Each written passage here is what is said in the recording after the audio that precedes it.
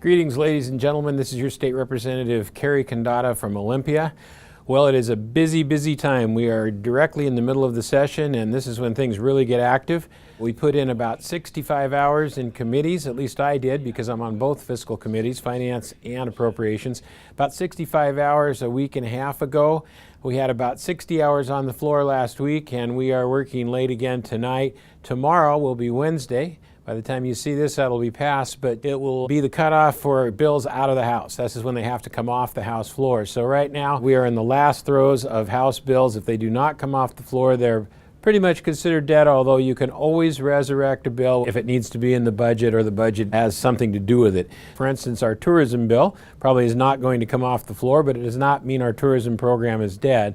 We still may be able to fit it into the budget later on. Speaking of budgets, we're about 10 to 12 days out from the first budget, which will come out of the Senate. This is the most important piece of the session because we get to see the box and what's in it.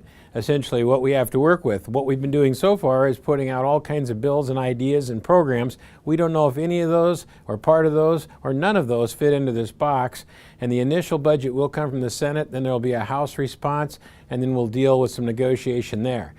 The education bill that everybody is talking about, or the education program, the McCleary decision, is being worked on around the clock. We have several different versions now. We have a Senate version, we have a House Republican version from my caucus, which is actually getting a lot of traction. We have a House Democrat and also a Senate Democrat, so there's 4 different competing plans.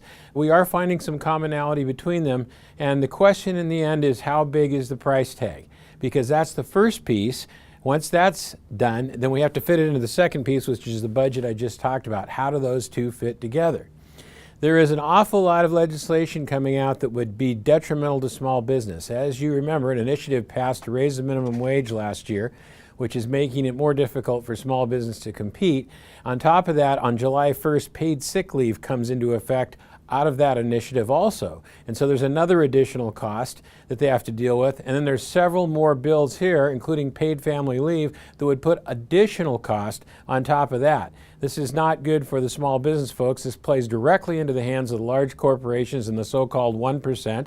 And we cannot continue to pile things on top of small business players, just keep asking them to do more and more and more.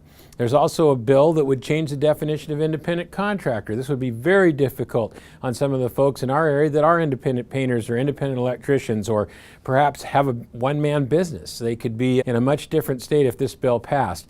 So the bottom line is there's still a lot to be done here. There's some good work to be done, and there's an awful lot of bad things out there that we hope will not continue down the path. The economy is driven by startup companies, small business, and all the ingenuity that comes from that.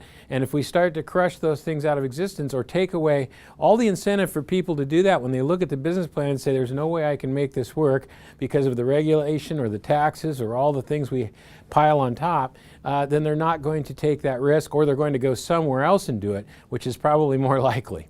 Well, there's a lot more to go, but next week we'll know pretty much what's flying and what's dying on the major bills, and we'll start talking about that all-important budget and what that's going to come down to.